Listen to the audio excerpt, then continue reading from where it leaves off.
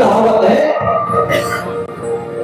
अगर आपको भगवान की कृपा प्राप्त करनी, कोई भी लक्ष्य प्राप्त करना है कैसा भी, तो आप ब्रह्म मुहूर्त में उठना ही पड़ेगा।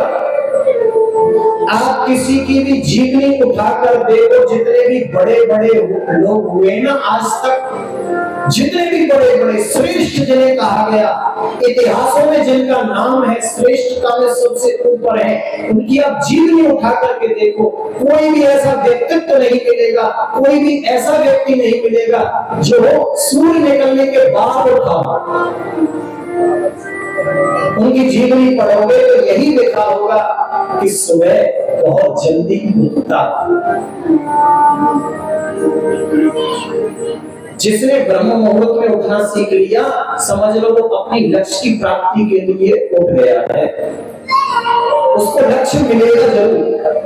उस समय भगवान सब पे दृष्टि डालते हैं अपनी, जो जगते हैं उस समय भगवान का चिंतन या अपना कर्म करते हैं, भगवान उस पर अपनी कृपा स्वतः दे देते हैं अपने आप।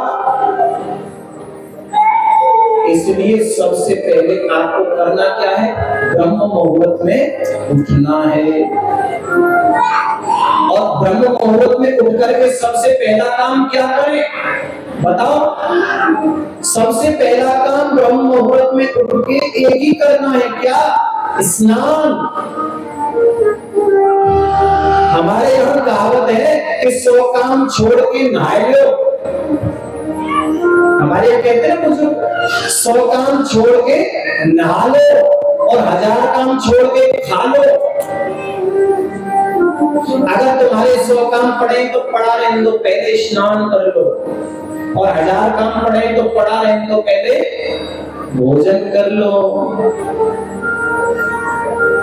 पत्नियां बेचारी पीछे प्लेट लेके दौड़ती है, जी कुछ खा लो। अरे रुको, एक काम कर लेने दो, थोड़ा सा काम। अरे पहले खा लो।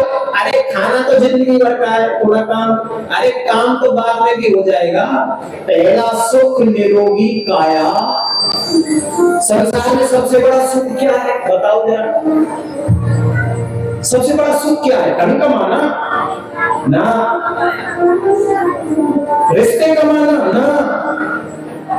रिश्ते भी भाग जाते हैं, छोड़ देते हैं, टूट जाते हैं अपने आप जब बुरा समय आता है।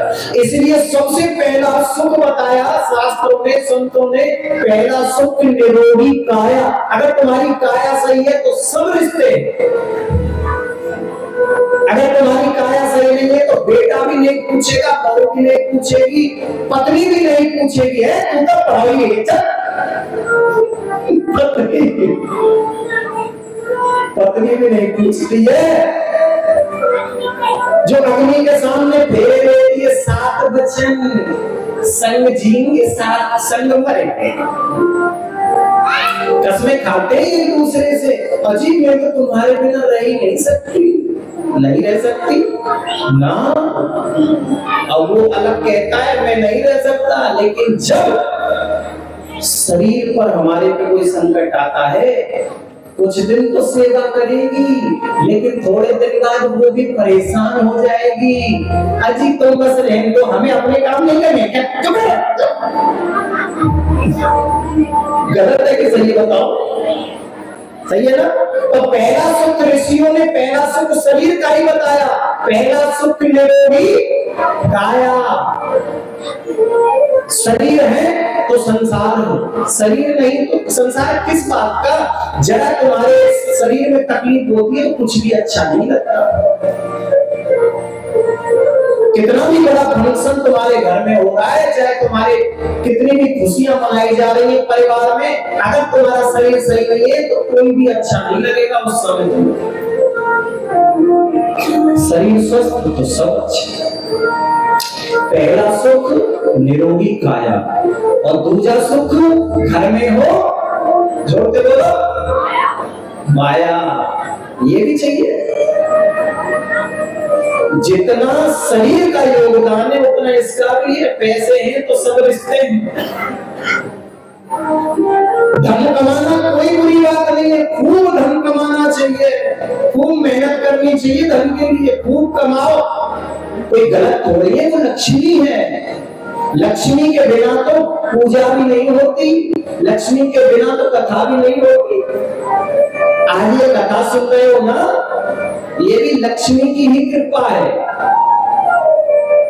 हाँ, बिना धन के धर्म भी नहीं है, बिना धन के भगवान भी नहीं है भाई। भगवान की भी पूजा करनी है तो धन चाहिए। तो पहला सुख निरोगी काया, दूजा सुख घर में हो माया, और तीजा सुख सुशीला नारी। सुशीला जैसी पत्नी सबको दे भगवान, जिसने सुदामा को धक्का मारा, जा भगवान के पास। हाँ, पत्नी कौन श्रेष्ठ? जो सुशीला जैसी हो। सुशीला ने ऐसा क्या किया जो दुनिया उसका नाम लेती है पहले नंबर का सुशीला। सुशीला ने वो काम किया जो सब पत्नियों को करना चाहिए। कौन सा? अपने पति को भगवान से मिलने भेजा उसने। पत्नी वही है धर्म पत्नी, धर्म पत्नी है वो, जो धर्म के काम पर अपने पति को आगे बढ़ाती है, जो धर्म का काम। अगर पति गलत संगत में जा रहा है, गलत चीजों में जा रहा है, तो उसको रोके कैसे भी, साम दाम दंड दे और अच्छे मार्ग पर जो लेके आए, वही तो पत्नी है। ऐसा नहीं कि पति गलत रास्ते पे जा रहा है तो मैं भी चले जाऊं ना, ये पत्नी का धर्म नहीं है। जो धर्म के काम में लगाए अपने पति को, वही धर्म पत्नी है। तो पहला सुख निरोगी काया, दूजा सुख घर में हो माया, तीजा सुख सुशीला नारी, सुशीला जैसी पत्नी सबको दे, और चौथा सुख पुत्र आज्ञाकारी। यही तो चार विशेष है, बाकी तो सब छोटे छोटे। बोलो जय श्री कृष्ण। तो ब्रह्म मुहूर्त में उठो, 100 काम छोड़ के सबसे पहले स्नान करो। स्नान भी 3 प्रकार के बताए हैं, ध्यान से सुनना। स्नान 3 प्रकार के होते हैं। एक स्नान होता है जो ब्रह्म मुहूर्त में करते हैं लोग। ब्रह्म मुहूर्त में सूर्य निकलने से आधा घंटा पहले तक ब्रह्म मुहूर्त होता है। सुबह 4 बजे के बाद और सूर्य निकलने से आधा घंटा पहले तक ब्रह्म मुहूर्त होता है। उसमें जो स्नान कर रहा है उसको बोलते हैं ऋषियों का स्नान, देव स्नान होता है, वो देव स्नान। उस समय देवता स्नान करते हैं, ऋषि स्नान करते हैं, संत महात्मा स्नान करते हैं, इसलिए इस स्नान को बोला जाता है ऋषि स्नान। श्रेष्ठ स्नान है वो ब्रह्म मुहूर्त में। दूसरा स्नान मनुष्य स्नान होता है, वो मनुष्यों का स्नान है। वो कब होता है? सूर्य निकलने के 10 मिनट पहले। सूर्य निकलने के 10 मिनट पहले। और तीसरा स्नान होता है राक्षसी स्नान। वो कब होता है? सूर्य निकलने के बाद। जो लोग सूर्य निकलने के बाद स्नान करते हैं वो राक्षसों का स्नान करते हैं, वो राक्षस हैं। आप कहोगे महाराज सर्दियों में तो सूर्य निकलता ही नहीं है। अच्छा बहाना है। सुनो, सूर्य तो हमेशा निकलता है, बस बादलों से छिप जाता है। ये सूर्य और चंद्रमा कभी निकलना बंद नहीं करते, उनका टाइम फिक्स है भाई, इतने से इतने बजे तक निकलेंगे ही। वो छिप जाते हैं। जैसे करवा चौथ का व्रत रहते हो, कौन कौन रहते हैं करवा चौथ का व्रत रहते हो ना, तो कभी कभी तो वो चंद्रमा जी जल्दी निकल जाते हैं और कभी कभी जब ज्यादा भूख लगती है या प्यास लगती है तो लेट निकलते हैं। फिर चंद्रमा जी को तुम गाली देती हो, अभी तो निकलेगा, देती हो कि नहीं देती? उनका टाइम तो फिक्स है। वो छिप जाते तो हमको ऐसा लगता है कि निकले नहीं है। टाइम उनका फिक्स है। वो कभी भी ऑफिस लेट नहीं आते, उनका टाइम फिक्स है भाई। मनुष्यों का काम है लेट करना, देवताओं का नहीं। तो पहला स्नान ऋषि स्नान, देव स्नान, दूसरा स्नान मनुष्यों का स्नान, और तीसरा स्नान राक्षसों का स्नान। कोशिश करो कि ब्रह्म मुहूर्त में स्नान करो। अगर वो भी ना हो पाए तो कोशिश करो तो कम से कम मनुष्य हो तो मनुष्य का स्नान तो कर ही लो।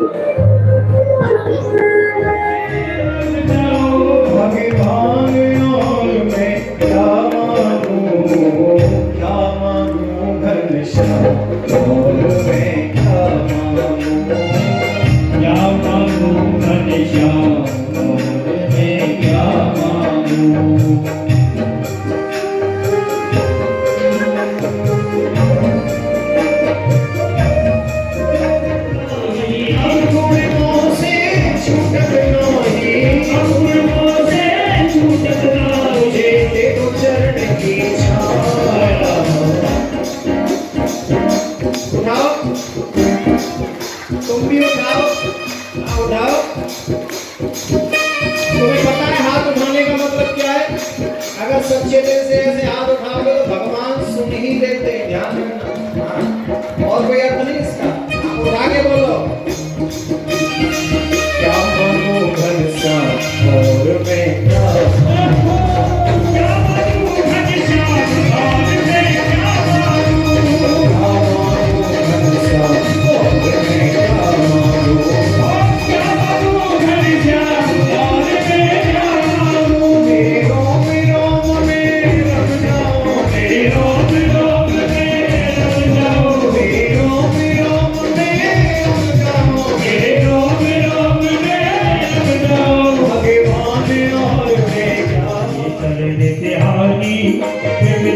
मिट जाए सारी, जो आए शरण तिहारी। मिट जाए सारी, जो आए शरण तिहारी। मिट जाए सारी।